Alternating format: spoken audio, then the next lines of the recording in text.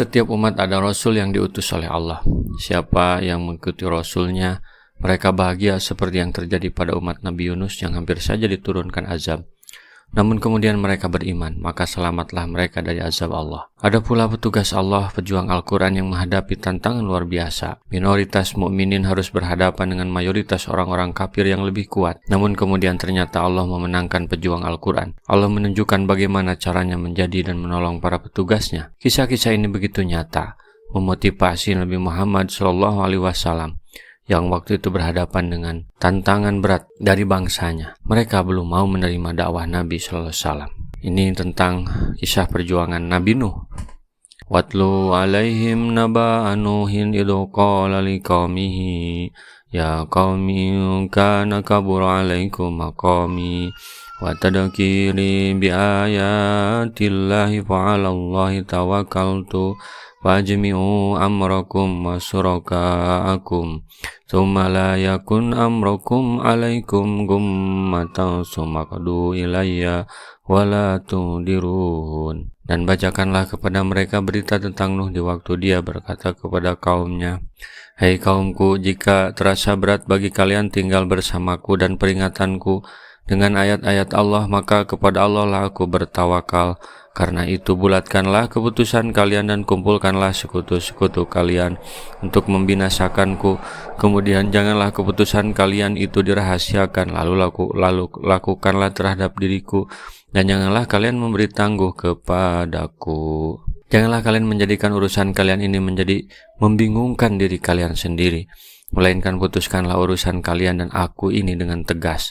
Jika kalian menduga bahwa diri kalian benar, maka seranglah aku oleh kalian, dan habisilah aku ini." Sebuah tantangan yang berani dilontarkan oleh Nabi Nuh seorang diri. Tantangan ini penuh resiko yang sebenarnya, karena bisa membangkitkan musuh-musuh itu dan menyerangnya. Kekuatan dan persiapan apa gerangan yang dimiliki oleh Nabi Nuh? Kekuatan iman. Ya, itu jawabannya.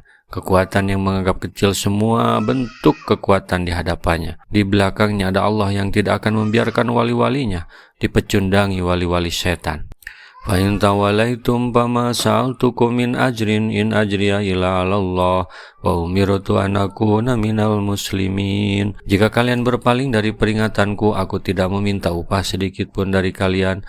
Upahku tidak lain hanyalah dari Allah belaka, dan aku disuruh supaya aku termasuk golongan orang-orang yang berserah diri atau orang-orang muslim. Jika kalian mendustakanku dan berpaling dari peringatanku, aku hanya mengerjakan apa yang diperintahkan kepadaku, yaitu berserah diri kepada Allah atau menjadi muslim yang akan memberi pahala kepadaku. Aku tidak meminta sesuatu pun dari kalian atas dakwahku ini. Wa kadabuhu panajainahu mim wa mamahu fil pulki wa ja'alnahum khalaifa wa aghraqnal ladzina kadabu bi ayatina fanzur kaifa kana akibatul mundarin. Lalu mereka mendustakan Nuh, maka kami selamatkan dia dan orang-orang yang bersamanya di dalam bahtera, dan kami jadikan mereka itu pemegang kekuasaan, dan kami tenggelamkan orang-orang yang mendustakan ayat-ayat kami. Maka perhatikanlah bagaimana kesudahan orang-orang yang diberi peringatan itu. Singkat cerita, mereka yang mendustakan dimusnahkan Allah dengan ditenggelamkan. Sementara itu Nabi Nuh dan pengikutnya menjadi pemenang. Mereka menjadi pemimpin di muka bumi dalam beberapa tahun kemudian.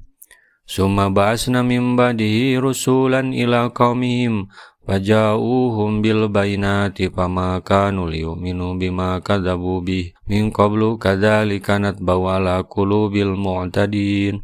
Kemudian sesudah Nuh, kami utus beberapa rasul kepada kaum mereka masing-masing.